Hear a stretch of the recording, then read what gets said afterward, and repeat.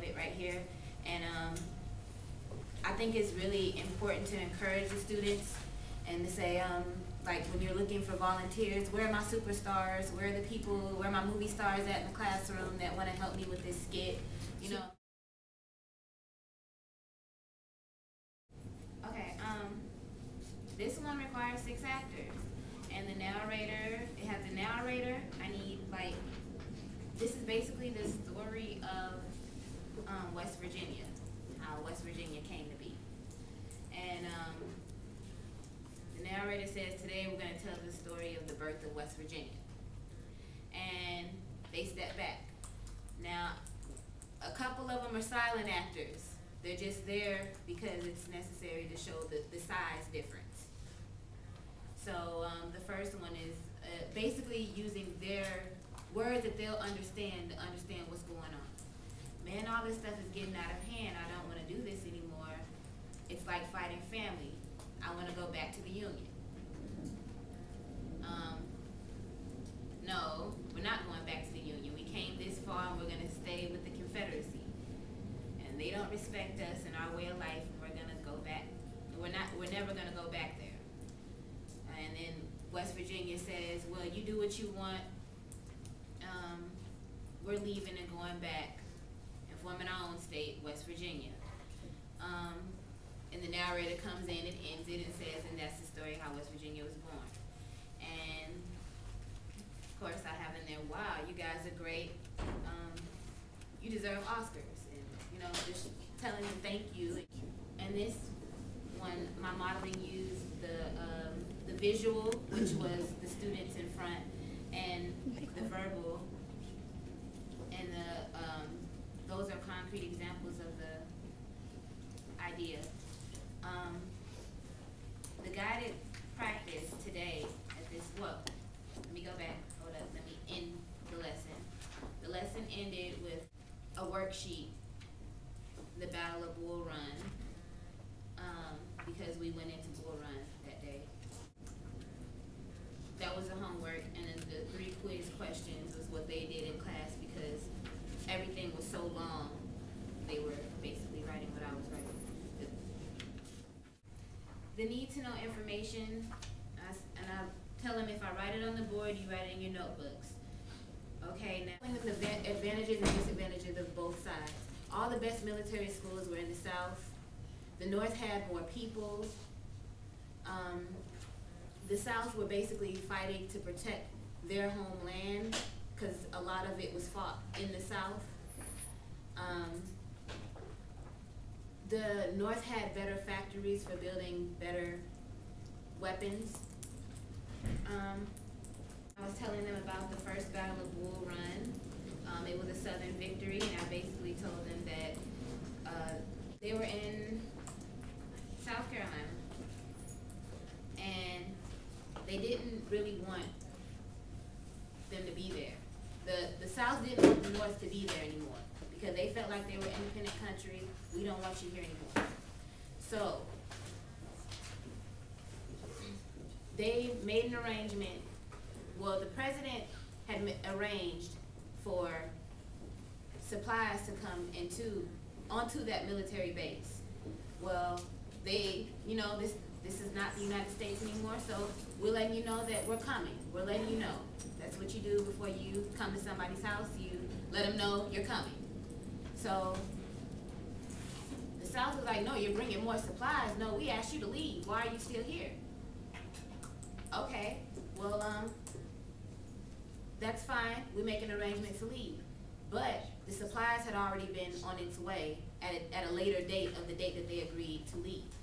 So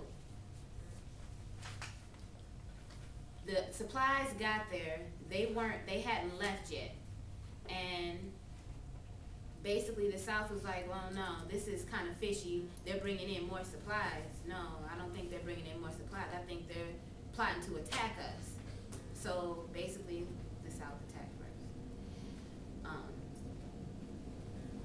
Evaluation part, basically questions, of course, that I asked myself. What conditions contributed to the success or failure of this lesson? Of course, how did I promote higher order thinking during this lesson? And if I find that I didn't do a good job, or if I feel that it wasn't satisfactory to me the way I did it, then the next day, that's exactly the first thing that I aim to fix. The quizzes, what they generally do is, if I see, I guess, a popular question or a really good question that I like in the quizzes, I'll incorporate that in the test. Okay. So they help me create their test. This is like make-believe them helping me create the test, and this is a test back here. I have matching, short answer, and multiple choice. I think, this is study guide. I have a whole day dedicated to study guide, and I let them do it in the class. That way, if they have any questions, they can ask me right there. I go around the classroom and help them out if they need any help while they're doing their study guide. I put in the instruction, if you have your hand up and it's more than 3 people with their hand up, go to the front and just write your name on the board. Here it is. This is one of my favorite lessons, because I asked them a question that, I guess puts it in today's terms. And what if Johnny Depp or Adam Sandler went up to Obama and just killed him? That's pretty much what John Wilkes Booth did, because he was an actor.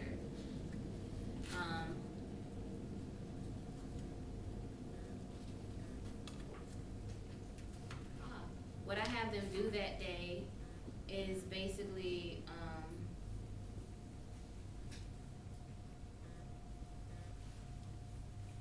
write, like, I guess, a modern day version of it. Tell me what happened, but to make sure that they still know the original for homework, they have basically this worksheet where they're a reporter and they're telling me what happened that day by filling in the blanks. The day that Lincoln was killed. And that works as the independent practice part.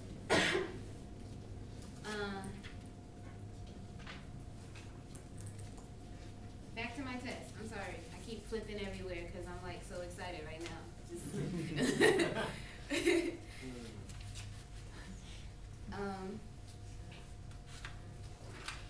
The matching part. And I make sure I put the directions, write at least 3 sentences for each question.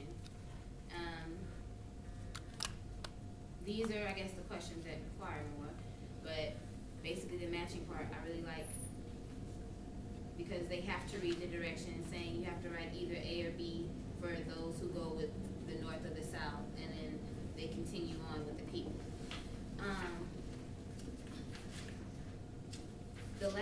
The first day of review is actually the study guide, and the second day of review is a game.